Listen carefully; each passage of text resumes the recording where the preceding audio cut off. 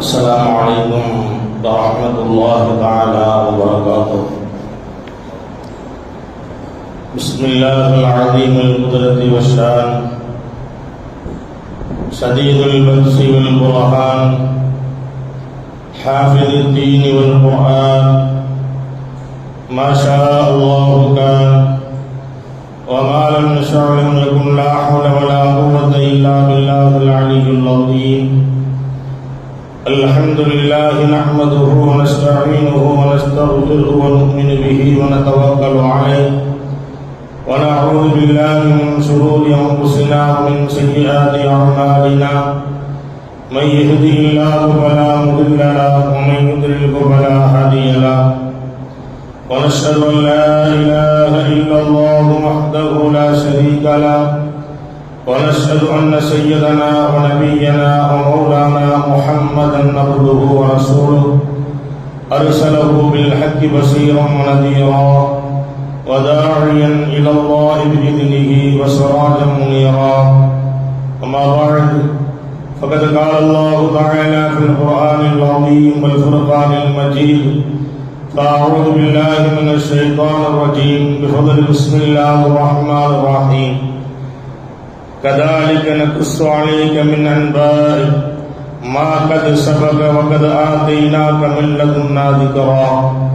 وقال نبينا صلى الله عليه وسلم: من يحرم الرفق يحرم الخير. صدق الله وصدق رسول الله صلى الله عليه وسلم. புவிவாழ்வு புனிதம் பெற குறுக்காலை குழுக்களித்த பேருபகாரி அல்லாஹ்வுக்கு அனைத்து புகழும் உரித்தாகட்டுமாக.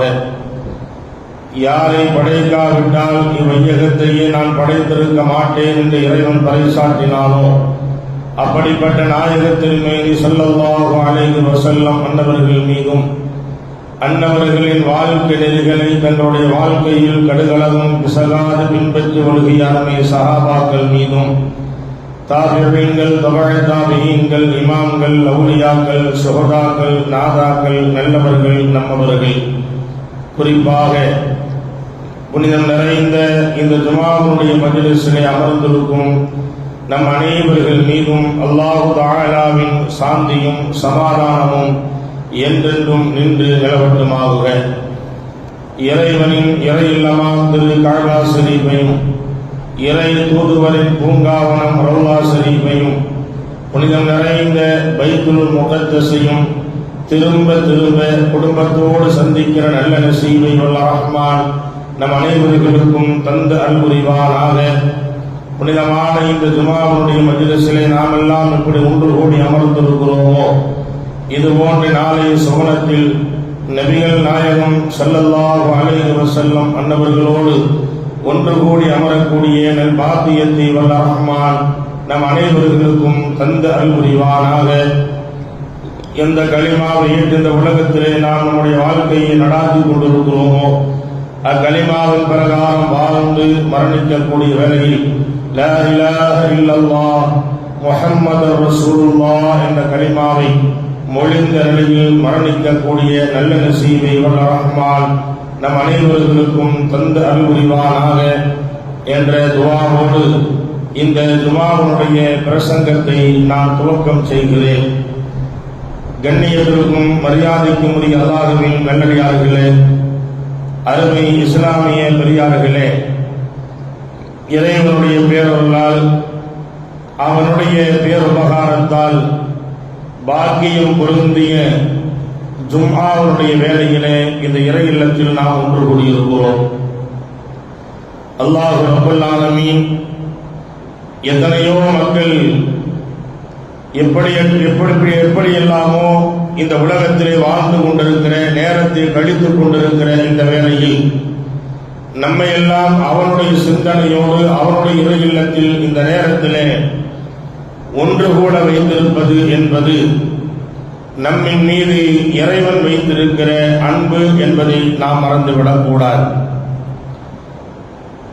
ரப்புல் ஆலமீன் உலகத்தில் வாழ்ந்து கொண்டிருக்கிற மனித சமூகம் எந்த நிலையிலே அவர்கள் அவர்களுடைய வாழ்க்கையை அமைக்க வேண்டும், எந்த நிலையில் அவர்கள் வாழ வேண்டும், எப்படி வாழ்ந்தால் அவர்களுக்கு என்ன கிடைக்கும் என்று சொல்லுகிற எல்லா தத்துவங்களையும் அல்லாஹ் ரப்பல் ஆலமீன் குர்ஆனிலே நமக்கு சொல்லித் தருவான்.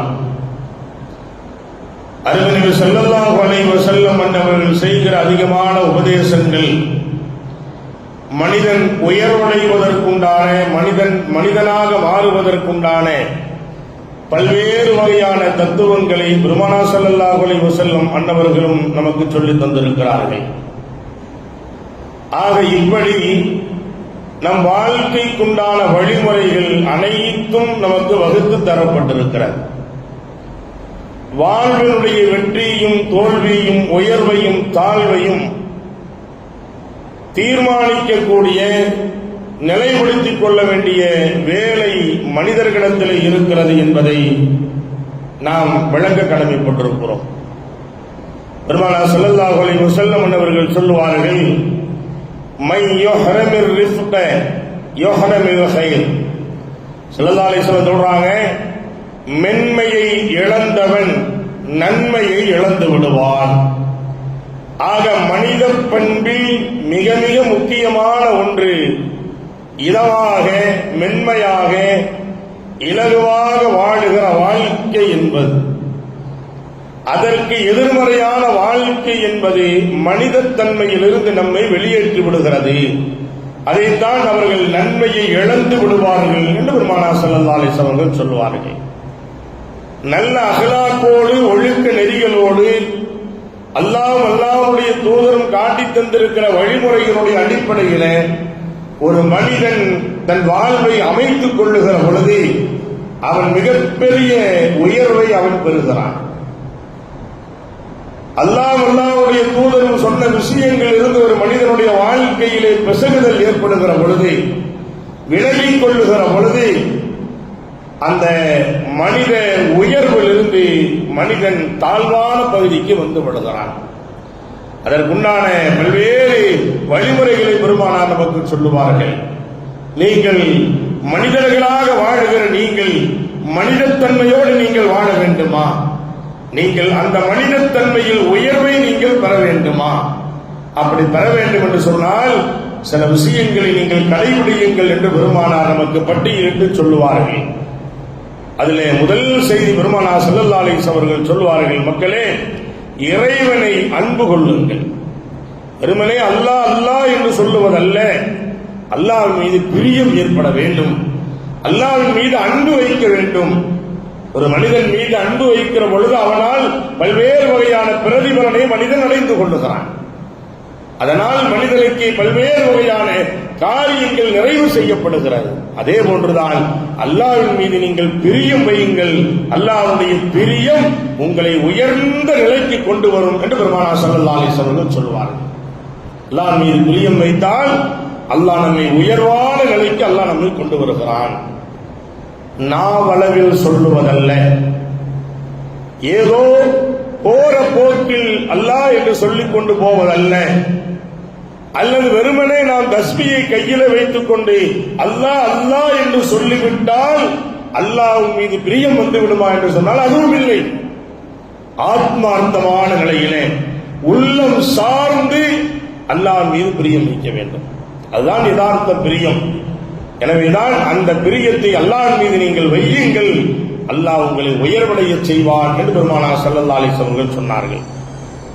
இரண்டாவதாக ஸல்லல்லாஹு அலைஹி வஸல்லம் அவர்கள் சொல்லுகிற செய்தி, இறைவனுடைய அன்பை பெற்றவர்கள் யார் இருக்கிறார்களோ அவர்கள் மீது நீங்கள் நேசம் கொள்ளுங்கள், அவர்களையும் நீங்கள் பிரியம் வையுங்கள். வெறுமனே அல்லாஹ்வின் மீது மட்டும் பிரியம் வைப்பதும் அன்பு வைப்பது மட்டுமல்ல, அல்லாஹ் பிரியப்படக்கூடியவர்கள் இருக்கிறார்கள். அல்லாஹ் பிரியப்படக்கூடியவர்கள் யார்? அதாவது நபிமார்கள், சஹாபாக்கள், வலிமார்கள், ஆலிம்கள், தொழுகையாளிகள், இறையச்சம் உள்ளவர்கள், அல்லாஹ்வோடு நெருக்கத்தை ஏற்படுத்திக் கொள்ளவர்கள், தான தர்மங்கள் இஹ்லாஸோடு செய்யக்கூடியவர்கள், பிற மனிதர்களுக்கு உதவி செய்யக்கூடியவர்கள், இந்த நீண்ட பட்டியல் அல்லாஹ்வுக்கு விருப்பமானவர்கள். இவர்களையும் நாம் பிரியம் வைக்க வேண்டும். பெருமானார் ஸல்லல்லாஹு அலைஹி வஸல்லம் சொல்றாங்க. இவர்களையும் நாம் பிரியம் வைக்க வேண்டும், அவர்களை வெறுக்கக்கூடாது.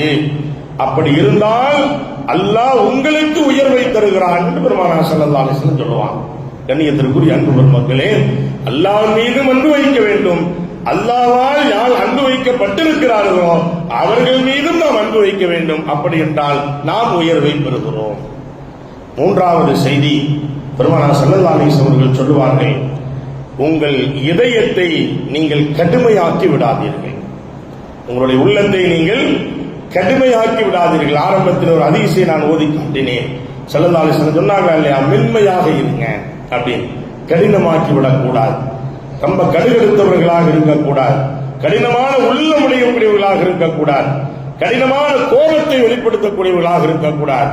கடின குணம், கடினமான சூழல் அது ஈமானை மறிக்க செய்துவிடும். முகத்தில் இருக்கிற நூறானியத்தை அகற்றிவிடும், உள்ளத்தில் இருக்கிற தெளிவை ஒன்றுமில்லாமல் ஆக்கிவிடும். எனவேதான் இதயம் சார்ந்து அதை மென்மையாக நீங்கள் வைத்துக் கொள்ளுங்கள், கடினமையாக்கிறார்கள்.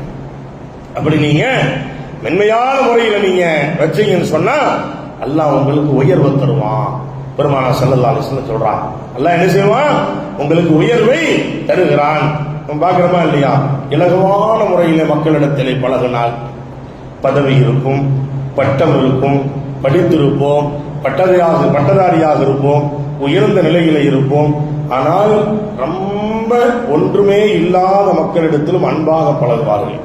அவங்கள பார்த்தா நம்ம என்ன சொல்லுவோம், நல்ல மனுஷப்பா, பதவி இருக்குது, படிப்பு இருக்குது, ஆனா அவர் என்ன செய்யறது இல்லை, அதை காட்டுறது இல்லை. பதவி இருக்கு, படிப்பு இருக்குது, அதை அவர் காட்டுறது இல்லை. ஒன்னும் இல்லை, ஒரு நாட்டினுடைய ஒரு மாநிலத்தினுடைய முதலமைச்சரோ அல்லது ஒரு நாட்டினுடைய பிரதமரோ ஜனாதிபதியோ அல்லது ஒரு உயர்ந்த அமைச்சர் பதவியில் இருக்கக்கூடியவர்களோ உயர்ந்த நிலையில் இருக்கக்கூடியவங்க யாராவது எங்காவது ஒரு ஏழ்மையானவங்களை போய் சந்திச்சாங்க, அவங்கள பார்த்தாங்க, வாகனத்தில் போயிட்டு இருந்தாங்க, அவங்க பார்த்தோன்னா இறங்குனாங்க, அவங்க கை கொடுத்தாங்கன்னு வரும்போது மக்களுக்கு மத்தியில எப்படி அது பேசப்படுகிறது, மக்களுக்கு மத்தியில எப்படி பேசப்படுகிறது இன்றைக்கு நம்ம பார்க்கிறோமா இல்லையா? பள்ளிக்கூடத்தினுடைய குழந்தைகளுக்கு மதிய உணவு திட்டம், காலை உணவு திட்டம், ஆக இது போன்ற உணவுகள், ஏதாவது உணவுகளை இந்த பிள்ளைகளுக்கு கொடுக்கிற பொழுது யாருக்குமே உதிக்காத ஒரு சிந்தனை அவர்களுக்கு வந்து அதை செய்கிற பொழுது அந்த முதல்வர்களை நாம் பாராட்டுகிறோம் அல்லவா? அவர்களுடைய செயல்பாடுகள் மனிதனுடைய உள்ளத்தில் ஆழ பதிந்து விடுகிறது அல்லவா? இதுதான் இது போன்ற இலகுவான ஒரு சூழல். அந்த சூழல் மனிதர்களிடத்தில் வரணும். அது அதாவது உயர்ந்த நிலையில் இருக்கக்கூடியவர்கள், பட்டதாரிகளிடத்தில், பதவி இருப்பவர்களிடத்தில் தான் இருக்க வேண்டும் இல்லை, எல்லா மனிதர்களிடத்திலும் அது வருகிற பொழுது அந்த மனிதன் உயர்ந்த நிலையை எட்டுவதற்கு அல்லாஹ் ஏற்படுத்துகிறான் என்பதாக அருமை நபி ஸல்லல்லாஹு அலைஹி வஸல்லம் அவர்கள் நமக்கு சொல்லுவார்கள். எனவே நான் பாசத்திற்குரிய அன்பு பெருமக்களே, உள்ளத்தை கடினமாக்கி கொள்ளக்கூடாது.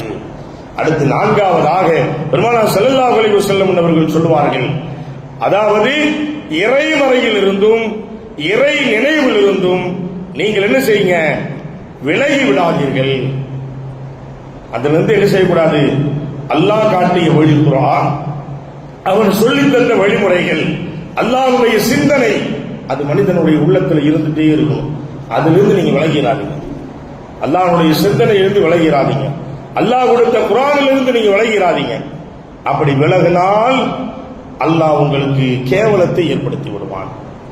நீங்கள் விலகாமல் அல்லாஹ்வோடு நீங்கள் நெருக்கமாக அதை சார்ந்து நீங்கள் இருந்தீர்கள் என்று சொன்னால் அல்லாஹ் உயர்வு தரும். நீங்க உயர்ந்த நிலையிலே போற்றப்படுவீர்கள், உயர்ந்த நிலையிலே அல்லாஹ் உங்களை ஆக்குவான், மக்களால் நீங்கள் பேசப்படுவீர்கள், துஆவுக்கு ஆளாக்கப்படுவீர்கள் என்பதாக அருமை நபி ஸல்லல்லாஹு அலைஹி வஸல்லம் அவர்கள் நமக்கு சொல்லுவார்கள். கண்ணியத்திற்குரிய அன்பு பெருமக்களே, அடுத்து ஐந்தாவதாக பெருமானார் ஸல்லல்லாஹு அலைஹி வஸல்லம் சொல்லுவாங்க, இறைவனை உண்மையில் அஞ்சி வாழ வேண்டும். இறைவனை ஸல்லல்லாஹு அலைஹி வஸல்லம் 1400 ஆண்டுகளுக்கு முன்னாலே எவ்வளவு அற்புதமான தத்துவத்தை சொல்லியிருக்காங்க.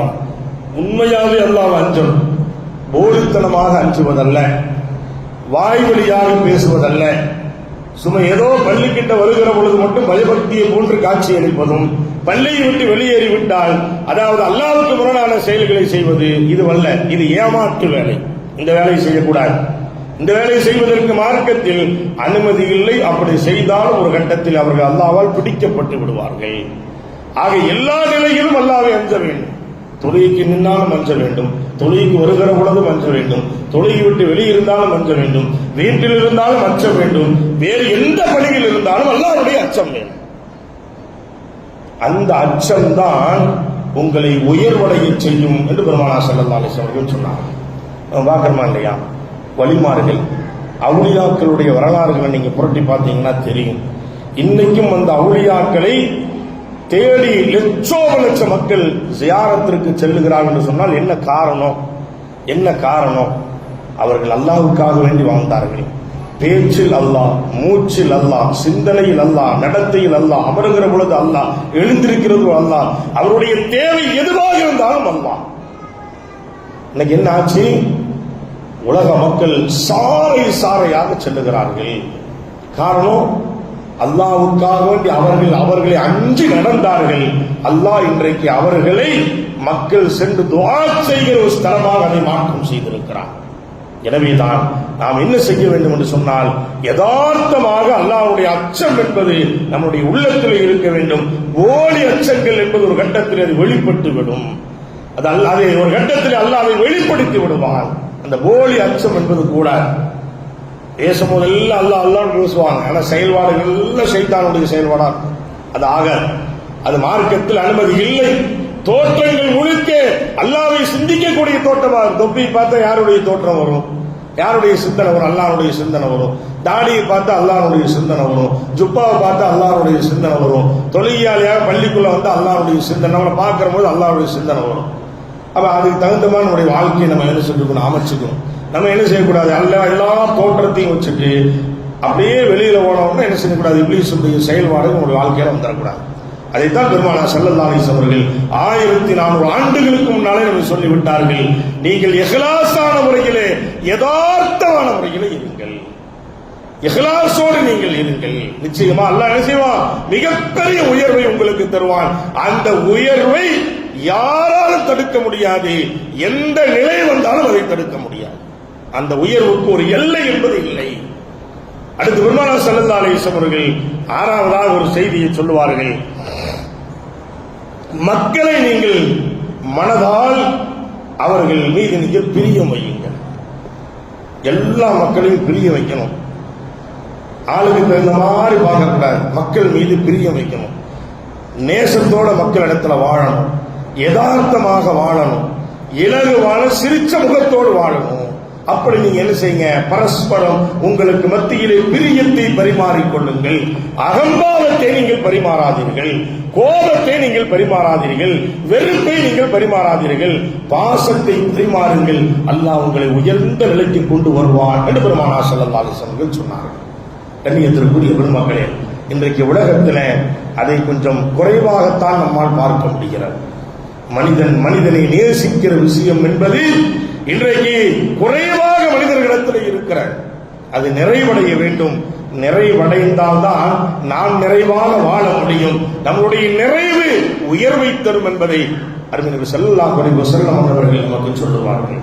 அந்த விஷயத்தில் நாம் கவனத்தோடு இருக்க வேண்டும். கண்ணியத்திற்குரியவர்களே, அதே போல பெருமானார் ஸல்லல்லாஹு அலைஹி வஸல்லம் அவர்கள் வேறொரு கட்டத்தில் இப்படி சொல்லுவார்கள்.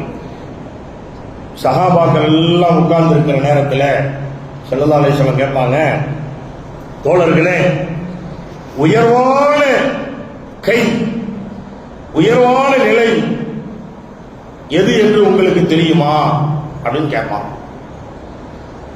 சஹாபாக்கள் தெரிஞ்சாலும் சொல்ல மாட்டாங்க. சஹாபாக்களுக்கு தெரிஞ்சாலும் சொல்ல மாட்டாங்க. சஹாபாக்களுக்கு இருக்கிற தன்மை அந்த மாதிரி ஒரு தன்மை. நபியவர்களுக்கு முன்னால் சப்தத்தை உயர்த்த மாட்டார்கள். நபியவர்களுக்கு முன்னால் அதவில்லாமல் அமர மாட்டார்கள். நபியவர்களுக்கு முன்னால் அவருடைய செயல்பாடுகள் அப்படியே ரொம்ப மெதுவாக தான் இருக்கும். ரசூலுல்லாஹ்க்கு முன்னாடி ரொம்ப ரொம்ப கவனமாக தான் இருப்பான். அந்த மாதிரி கேட்ட உடனே யார சொல்ல எங்களுக்கு தெரியல, நீங்க சொல்லி கொடுங்க அப்படின்னு சொல்லுவாங்க. ஸல்லல்லாஹு அலைஹி வஸல்லம் சொல்லுவாங்க, தாழ்வான கையை விட, அதாவது பெருமானார் சொல்லுகிற ஒரு அற்புதமான வாசகம், உயர்வான கை இருக்கிறதே தாழ்வான கை விட உயர்ந்தது என்று பெருமானார் சொல்லுவார்கள். எந்த அளவுக்கு அதை சஹாபாக்கள் கேட்பாங்க, யார சொல்லலாம், நீங்க கொஞ்சம் தெளிவாக அதை சொன்னால் எங்களுடைய வாழ்க்கையில கடைபிடிப்பதற்கு இது வசதியாக இருக்குமே என்று சொல்லுகிற பொழுது பெருமானார் ஸல்லல்லாஹு அலைஹி வஸல்லம் சொல்வார்கள், கேட்கும் கையை விட கொடுக்கும் கை உயர்ந்தது என்று சொன்னார்கள் பெருமானார். இந்த கொடுக்கிற கை என்பது எதை வைத்து கொடுப்பார்கள்? இரக்கத்தன்மை உள்ளத்தில் இருப்பதால் கொடுப்பார்கள், பணிவு இருப்பதால் கொடுப்பார்கள், அவருடைய உள்ளத்திலே ஒரு இலகு இருப்பதால் கொடுப்பார்கள். எனவேதான் கொடுக்கிற கை கேட்கும் கையை விட உயர்ந்தது என்று பெருமானார் சொன்னார். யார்கிட்ட சொல்லிக் கொடுக்கிறாங்க? சஹாபாக்கள் சொல்லிக் கொடுக்கிறாங்க என்றால் நாம் எண்ணி பார்க்கிறோம். கண்ணியத்திற்குரிய அன்பு பெருமக்களே, இதனால் நமக்கு என்ன ஏற்படுகிறது? அல்லாஹ் உயர்வை தரான், உயர்வான நிலை எல்லாம் நமக்கு ஏற்படுத்துவான், கண்ணியத்தை ஏற்படுத்துவான், சந்தோஷமான வாழ்வை எல்லாம் நமக்கு ஏற்படுத்துவான். அடுத்து பெருமானார் ஸல்லல்லாஹு அலைஹி வஸல்லம் அவர்கள் நீண்ட உபதேசத்தை நமக்கு செய்வார்கள். நம்ம பார்க்கிறோம், அதாவது ஒரு மனிதன் உயர்வடைவதற்கு சில விஷயங்களை சொல்லுகிறார்கள். உயர்வான விஷயத்தை தடுக்கிற விஷயம் என்ன? நம்ம ஒரு உயர்ந்த நிலையில் இருக்கிறோம், எந்த காரியம் நம்மளை தடுக்கும்? ஸல்லல்லாஹு அலைஹி வஸல்லம் அப்படியே பட்டியல் இருக்காங்க. சஹாபாக்கள் எல்லாம் உட்கார்ந்து இருக்கிற கூட்டத்தில் பெருமானார் சொல்லுவாங்க, அதாவது அல்லாஹ்வுக்கு ஒரு மனிதன் இணை வைத்து விட்டால் அது அவனுடைய உயர்வை தடுத்து விடும் என்று பெருமானார் ஸல்லல்லாஹு அலைஹி வஸல்லம் சொன்னார். அல்லாஹ்வுக்கு இணை வைப்பது என்பது இறைவனுக்கு நிகராக ஒரு கடவுளை உருவாக்குவது, இறைவனுக்கு நிகராக ஒரு இறைவனை உருவாக்குவது, அப்படி உருவாக்குவது இறைவனுக்கு இணை வைப்பது. எனவே அதுபோன்ற காரியத்தை ஒரு மனிதன் செய்தால் அவன் உயர்வடைய முடியாது, அந்த உயர்வை இந்த செயல் தடுத்து விடும் என்று பெருமானார் ஸல்லல்லாஹு அலைஹி வஸல்லம் சொன்னார். இரண்டாவது செய்தி, பெற்றோர்களுக்கு மாறு செய்தல். பெற்றவங்க இருக்கிறாங்க, அவனுடைய பெற்றோர்கள், அவங்க ஒன்னு சொல்லுவாங்க, இவன் அதை செய்ய மாட்டான், அவங்க செய்ய சொல்றதுக்கு மாற்றம் செய்வது, அவங்க எதை சொல்லுகிறார்களோ அதற்கு எதிர்மாற்றமாக செயல்படுவது. இப்படி இருந்தால் இவங்க நிச்சயமாக உயர்வடைய முடியாது, தாழ்மையான சூழலுக்கு இவர்கள் போய்விடுவார்கள் என்று பெருமானார் ஸல்லல்லாஹு அலைஹி வஸல்லம் அவர்கள் சொல்லுவார்கள். மூன்றாவது செய்தி ஸல்லல்லாஹு அலைஹி வஸல்லம் சொல்றாங்க, பொய் சத்தியம் செய்வது. ஒரு விஷயமே இருக்காது, இருப்பதை போன்று பொய் சொல்லி அதை சத்தியப்படுத்த, சத்தியமா நான் சொல்றேன், இல்லாத விஷயத்தை அந்த பொய்யை உறுதிப்படுத்துவதற்காக வேண்டி சத்தியம் செய்வது, அது பொய் சத்தியம். ஸல்லல்லாஹு அலைஹி வஸல்லம் கடுமையாக எச்சரிக்கை செய்வார்கள். நான் பார்க்கிறோமா இல்லையா? நிறைய பேர் எதையாவது சொல்லுவாங்க, அது பிரச்சனையே இருக்காது, நான் அல்லாஹ் மேல சத்தியமா சொல்றேன் அப்படிங்குவாங்க. யார் மேல சத்தியமா? அல்லாஹ் மேல சத்தியமா சொல்றேன் அப்படிங்குவாங்க. இல்லைன்னா என் மேல சத்தியமா சொல்றேன்னு சொல்ல மாட்டாங்க, உன் மேல சத்தியமா சொல்றேன், உங்க அம்மா மேல சத்தியமா சொல்றேன். அது வீட்டுக்கார மாட்ட கேட்டா தெரியும். அதிகமா இவங்க அம்மா மேல சத்தியம் பண்ண மாட்டார், யார் மேல? அவங்க அம்மா மேல, மாமியார் மேல சத்தியம் பண்றாரு, உங்க அம்மா மேல சத்தியமா செய்யறேன். இந்த மாதிரி அடுத்தவன் எப்படி ஆசைமா போனாலும் பரவாயில்ல, நம்ம நல்லா இருக்கும். இந்த மாதிரி சத்தியம், பொய் சத்தியம் செய்வது இது கூட. பொய் சத்தியத்துக்கு நிறைய, அதாவது குழந்தைகளை பிடிச்சி உட்கார வைங்க. பொய் சத்தியம் அதாவது எந்த அளவுக்கு அப்படின்னு கேட்டீங்கன்னா, நபிகள் நாயகம் ஸல்லல்லாஹு அலைஹி வஸல்லம் சொல்றாங்க, கியாமத்து நாள் நெருங்கிற வேளையில பொய் சத்தியம் மிகைத்திருக்கும் ஸல்லல்லாஹு அலைஹி வஸல்லம். பொய் சத்தியம் மிகைத்திருக்கும் ரசூலுல்லாஹ் சொன்னாங்க. இன்னைக்கு நிறைய பார்க்கிறோம், அதாவது நிறைய பொய் சத்தியங்கள் குடும்பத்திலிருந்து வெளியில் இருந்து மக்களுக்கு மத்தியில் அதிகமாக அது பரிமாறப்படுவதை பார்க்கிறோம். அதனால் என்ன விளைவு? ஈமான் செத்து போய்விடும் என்று பெருமானார் சொன்னார்கள். உள்ளத்தில் இருக்கிற அந்த ஈமானிய வெளிப்பாடு அது ஒன்றுமில்லாமல் அது இருளடைந்து விடும் என்று பெருமானார் சொல்வார்கள். வாழ்க்கை இருளடைந்து போய்விடும் என்று ஸல்லல்லாஹு அலைஹி வஸல்லம் சொன்னாங்க. மக்களால் நீங்கள் உதாசீனப்படுத்தப்பட்டு விடுவீர்கள் என்று பெருமானார் ஸல்லல்லாஹு அலைஹி வஸல்லம் சொன்னாங்க. எனவேதான் கண்ணியத்திற்குரிய அன்பு பெருமக்களே, ஆக இந்த பொய் சத்தியம் அது கூடாது. அப்படி செய்தால் ஸல்லல்லாஹு அலைஹி வஸல்லம் சொல்றாங்க, நீங்க உயர்வடைய முடியாது, உங்க உயர்வை தடுக்கிற ஒரு காரியம் பொய் சத்தியம் என்று பெருமானார் சொன்னார்கள். ஆக இதுவெல்லாம் ஒரு மிகப்பெரிய ஒரு ஆபத்தானது, உங்களுடைய வளர்ச்சியை கெடுக்கக்கூடியது. இந்த செயல் உங்களுடைய உள்ளத்திலும் செயலிலும் வந்துவிடக் கூடாது என்று பெருமானார் ஸல்லல்லாஹு அலைஹி வஸல்லம் சொன்னாங்க. அதே போல நம்ம பார்க்கிறோம், அந்த பட்டியலில் ஹஸரத் உமர் ரலியல்லாஹு அன்ஹு அவர்கள் அபூ மூஸா ரலியல்லாஹு அன்ஹு கேட்பாங்க, அதாவது உங்களை நான் சந்திக்கிற நேரத்தில எல்லாம் இறைவனை நீங்க என்ன செய்யுங்க, எனக்கு ஏதாவது இறைவனுக்கு உண்டான சிந்தனை எனக்கு தூண்டுங்க அப்படின்னு கேட்பான். கேட்கறது யாரு? உமர் ரலியல்லாஹு அன்ஹு. உமர் ரலியல்லாஹு அன்ஹு எவ்வளவு பெரிய சஹாபி, இரண்டாவது கலீஃபா. அவங்க கேட்பாங்க, அபூ மூஸா ரலியல்லாஹு அன்ஹு சொல்லுவாங்க, உங்களை சந்திக்கிற நேரத்தில் அல்லாஹ்வை சிந்திக்கக்கூடிய ஏதாவது காரியத்தை எனக்கு நீங்க சொல்லுங்க அப்படிங்குவாங்க. அந்த அபூ மூஸா ரலியல்லாஹு அன்ஹு சொல்லுவாங்க, உமர் அவர்களே நீங்க அதிக குர்ஆனோட தொடர்பு வச்சுக்கங்க, அல்லாஹ்வுடைய சிந்தனை உங்களுக்கு எப்பவுமே இருக்கும், அந்த சிந்தனை உங்களை உயர்வடைய செய்யும் என்று அபூ மூஸா ரலியல்லாஹு அன்ஹு சொல்லுவாங்க. பெருமானார் ஸல்லல்லாஹு அலைஹி வஸல்லம் கேட்ட அந்த செய்தியை இரண்டு சஹாபாக்களும் பேசிக் கொள்வார்கள். ஆக குர்ஆனோடு தொடர்பு வைத்தால் அல்லாஹ்வுடைய சிந்தனை வருவது ஒன்று, என்றொன்று அல்லாஹ் உயர்வை உங்களுக்கு தருவான். குர்ஆன் ஓதும், குர்ஆனுடைய தொடர்பு இருந்தால் நிச்சயமா அல்லாஹ் உயர்ந்த அந்தஸ்தை தருவான். நான் பல தடவை உங்களுக்கு ஞாபகப்படுத்தியது உண்டு, நம்ம பள்ளியில குர்ஆன் நம்ம நிறைய வாங்கி வைப்போம், ஏதாவது ஒன்று ரெண்டு குர்ஆனை தவிர பாக்கி குர்ஆனை தூக்கி நான் மக்களுக்கு கொடுத்துருவேன். ஏன்னு கேட்டீங்கன்னா உங்களுக்கு ஓப்பனாகவே நான் சொல்றேன், நம்ம பள்ளியில் நிறைய பேர்கள் குர்ஆன் ஓதுறது கிடையாது. ஒன்று ரெண்டு குர்ஆன் மட்டும் தான் வைப்போம். ஒரு சில ஆளுகள் தான் அந்த குர்ஆனை என்னைக்காவது எடுத்து குர்ஆன் ஓதுகிற பழக்கத்தை வைத்திருக்கிறார்கள். சில பள்ளிகளுக்கெல்லாம் போனீங்கன்னா குர்ஆன் ஓதக்கூடிய சப்தங்கள் நிறைய கேட்கும், குர்ஆன் உட்கார்ந்து ஓதிக்கிட்டே இருப்பாங்க. நம்மளுடைய தொழுகைக்கு வரக்கூடியவர்கள் அது போன்ற ஒரு நிலை இல்லை. நான் பல தடவை சொல்லி இருப்பேன், குர்ஆன் ஓதத் தெரியாவிட்டாலும் கூட அந்த குர்ஆனை எடுத்து பார்த்து வைப்பதும் கூட நமக்கு நன்மையை தரும். குர்ஆனை பார்ப்பது நன்மை, கஅபாவை பார்ப்பது நன்மை, பெற்றோர்களை பார்ப்பது நன்மை. ஸல்லல்லாஹு அலைஹி வஸல்லம் இதெல்லாம் நன்மையிலே நமக்கு சொல்லி தந்திருக்கிறார்கள். எனவேதான் குர்ஆனை எடுத்து பார்க்கவாவது என்ன செய்யணும். ஆக அந்த குறைவு நமக்கு வந்துவிடக் கூடாது. ஓதணுங்கிற அந்த எண்ணத்தில் ஓத தெரியல இருந்தாலும் என்ன செய்யணும், அந்த குர்ஆனை எடுத்து பார்க்கவாது செய்யணும்.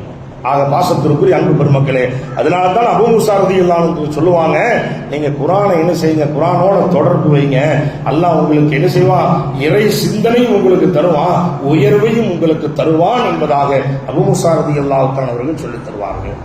கண்ணியத்திற்குரியவர்களே, அதே போல மனிதன் உயர்வடைவதற்குண்டான பல்வேறு காரணங்கள் ஹதீஸுகளிலே சொல்லப்படுகிறது. நம்ம பார்க்கிறோம், ஒரு மனிதன் ஒரு நல்ல நிலைக்கு வரணும் அப்படின்னு சொன்னா அவனுக்கு ஒரு நல்ல துணை தேவைப்படுகிறது. அதானே, ஒரு நல்ல மனைவி, அந்த மனைவிக்கு நல்ல கணவன் அமைந்து விட்டால் இரண்டு பேர்களும் உயர்ந்த நிலைக்கு வருவார்கள். மனைவி முறையாக அமையவில்லை என்றிருந்தாலும், கணவன் முறையாக அமையவில்லை என்றிருந்தாலும் நிச்சயமாக அந்த குடும்பத்தில் ஒரு ஆத்மார்த்தமான ஒரு நல்ல வாழ்க்கை எதிர்பார்க்க முடியாது. ஏதாவது ஒரு வகையிலே பிரச்சனைகளும் சிக்கல்கள் ஏற்பட்டு கொண்டே இருக்கும். அதனால தான் மார்க்கம் தெளிவாகவே சொன்னது, இரண்டு பேர்களும் திருமணம் முடிக்கிற பொழுது இரண்டு பேர்களும் பார்ப்பது என்பது மார்க்கத்தில் அனுமதி வழங்கப்பட்டிருக்கிறது. பார்த்து திருமணம் முடிப்பது மார்க்கத்தில் அனுமதிக்கப்பட்டிருக்கிறது. அது ஒரு ஆண் திருமணம் முடிப்பதா இருந்தாலும் பெண்ணை பார்ப்பதும், அது மாப்பிள்ளை மட்டும் போய் பொண்ணை பார்க்கறது அல்ல, பொண்ணும் மாப்பிள்ளை பார்க்கணும். அது ஷரியத், மார்க்கத்தினுடைய விதி. இதான் இந்த விதியினுடைய அடிப்படையில், அதாவது யாரும் உள்ளத்தை பார்த்து திருமணம் முடிக்க முடியாது. நல்ல வெள்ளையா இருக்க வேண்டி மனசு ரொம்ப வெள்ளையா இருக்குன்னு கல்யாணம் முடிச்சுட்டு வரணும், அது பயங்கரமா இருக்கும், வித்தியாசமா இருக்கும். அதே மாதிரி மாப்பிள்ளாரு நல்லா 5 நேரம் தொழுகிறாரு அப்படிங்கிற மாப்பிள்ளை அங்கே மட்டும் சொல்லக்கூடாது, இங்கேயும் சொல்லணுமா இல்லையா? மாப்பிள்ளை 5 நேரம் தொழுகிறாரு அப்படிங்குவாங்க. வீட்டுக்குள்ள போனா தான் தெரியும், செய்தானுக்கு அத்தாவே நல்லா தான் இருப்பானாட்டு இருக்கு அப்படின்னு. சில பசங்க திடீர்னு தொழுகைக்கு வரும், அதனால் வராமல் இருந்துடாதீங்கன்னா, என்ன பையன் கரெக்டாக தொழுகைக்கு வந்துட்டு இருக்கான ஒரு வாரமா என்ன தெரியலையே, அஸ்ஸலாமு அலைக்கும் பேசலாம், ஏதாவது பொண்ணு பார்க்குறாங்க, பொண்ணு பார்க்குறாங்க தெரிஞ்சுன்னா எங்கே வந்துடுறது, பள்ளிவாசல் பக்கம் அப்படி மெதுவாக வர்றது. அதே போல் அந்த பிள்ளைகளுக்கெல்லாம் ஒரு ஹிக்மத்தை கையாண்டு இருக்கிறாங்க. என்ன கேட்டிங்கன்னா, இந்த ஆலிமா மதரசத்துல ஆரம்பிச்சிருக்குமா இல்லையா, நம்ம சேர்த்தும் போதே சொல்லுவோம் 3 வருஷம் முழுமையாக முடிக்கணுங்க, முடிச்ச பிறகு கல்யாணம் என்ன செய்யணும், பேசணும், பாதியில் என்ன செஞ்சிடக்கூடாது, போயிடக்கூடாது, பாதியில் எதுவும் பேசிடக்கூடாதுன்னு சொல்லுவோம். உள்ள ஆலிமா இருக்கு, ஆலிமா ஆக்கிறதுக்கு சேர்த்துனோம். 1 வருஷம் கூட யாருக்கு அது மெதுவாக வருவாங்க, தயங்கி நல்ல இடத்துல ஒரு மாப்பிள்ளை வந்துருக்கு, என்னமோ வேறு மாப்பிள்ளையும் இல்லாத மாதிரி உலகத்தில் அல்ல மாப்பிள்ளை படைக்காத மாதிரி நல்ல இடத்துல வந்துருச்சு, அதனால முடிக்கலான்னு முடிவு பண்ணிட்டோம். எதுக்கு கொண்டது விட்டதுன்னு கேட்டீங்கன்னா, அத்தா அம்மா பொய் சொல்லி பிள்ளைகளும் மதுசாலை சேர்த்தது. பொண்ணு பார்க்க வந்தாங்கன்னா என் பிள்ளை ஆலிமாக்கு ஓதுது, ஆலிமாக்கு ஓதிட்டு வானத்தில் அத்துழுந்த மாதிரி நினப்பு. ஆலிமாக்கு ஓதிட்டாங்கன்னா அரபிக்காலத்தில் பெண்கள் மதுசாலை ஓதிட்டா என்ன நினப்பு? நல்லா இறையச்சமெல்லாம் உள்ள நிரம்பி தலையில வட்டிச்சு அது பயங்கர தக்குவாதாரி ஆயிரும். எல்லாம் நினைச்சுக்கிட்டு என்ன செய்யறது, ஆலிமாவுக்கு சேர்த்துருவோம்னா நம்மளும் கேட்கும் போதே சொல்லுது, பையனுக்கு மாப்பிளையே கிடைக்காது. ஒன்றும் இல்லாட்டி பரவாயில்ல சித்தே, நல்ல ஓதி இருந்தா போதும், தொழுகையாவே வேணும். இவன் 5 நேரம் தப்பாக தொழுகிற முன்னாடி கரெக்டாக தொழுகிற பிள்ளையா இருந்தா போதும். இந்த பெண்கள் மதரசா ஆரம்பிச்சு கடைசியில் நீ புரோக்கர் ஆக்கிட்டாங்க. நல்ல பொண்ணு இருந்தா சொல்லுங்க நம்ம மதரசாவில் அப்படின்னு கேட்க ஆரம்பிச்சிட்டாங்க. நீ கடைசியில் புரோக்கர் ஒரு லிஸ்ட் எழுதி ஒட்டணும்னு நினைக்கிறேன். இல்லை உண்மையாக நடக்குது, சொல்றேன், நடக்கிற விஷயத்த உங்களுக்கு சொல்றேன். என்ன கேட்டீங்கன்னா, அந்த நிலை என்ன செய்யக்கூடாது, வரக்கூடாது. சரியத்து தெளிவா இருக்குது, பார்த்து என்ன செய்யணும், பிடிச்சிருந்தா கெட்டணும். அதுக்கு பார்ப்பதற்கு இப்படி பார்த்துட்டே நடக்கூடாது. வீதி வீதியா இப்படி அந்த வீட்டுல பொண்ணு இருக்குது, இந்த வீட்டுல பொண்ணு இருக்குது, அங்க இருக்கு, போய் பீ லட்டு ஜிலேபி சாப்பிட்டுக்கிட்டே நடக்கூடாது. போகும்போது 10-25 பேர் சரி, யார் பார்க்கணும் அவன் பார்த்தா போதுமா இல்லையா? அவர் பசங்களும் அப்படி இல்லை. போகும்போது நண்பர்கள் கூடி போய் பாரு, உனக்கு பிடிச்சுன்னு சொல்லு.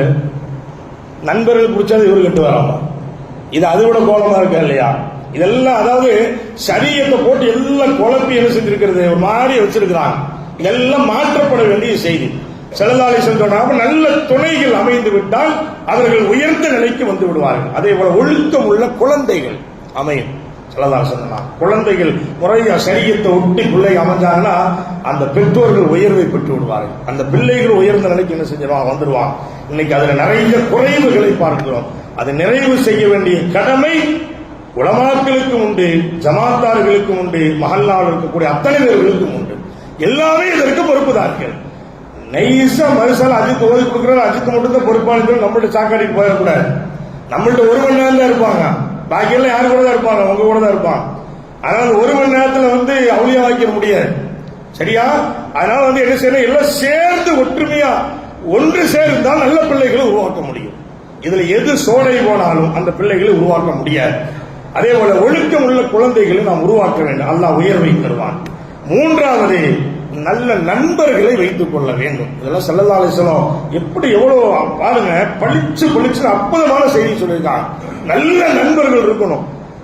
சாக்கா போக்கான எல்லாம் முடிச்சு நண்பன் சொல்லி உட்கார வச்சீங்கன்னா அவன் எங்கதான் போவான், தப்பான வழிக்கு தான் போயிட்டு இருப்பான். தப்பான வழியில் இருக்கக்கூடியவர்கள் நண்பர்களாக தேர்வு செய்யக்கூடாது. அதனாலதான் ஸல்லல்லாஹு அலைஹி வஸல்லம் சொல்லுவாங்க, உங்களுடைய பிள்ளைகளுடைய நண்பர்களை நீங்க தேர்வு செய்யுங்கன்னு சொல்லுவாங்க. உங்களுடைய பிள்ளைகளுடைய நண்பர்களை நீங்க தேர்வு செய்ய, அதை நம்ம ஏற்றுக்க மாட்டோம், அதுவே விஷயம். இருந்தாலும் கூட நாம் என்ன செய்ய வேண்டும், நண்பர்கள் நல்லவர்களாக இருக்க வேண்டும். அதாவது அசிங்கமான எண்ணம் இருக்கக்கூடியவர்கள், செயல் இருக்கக்கூடியவர்கள் என்ன செய்யக்கூடாது, இருக்கக்கூடாது.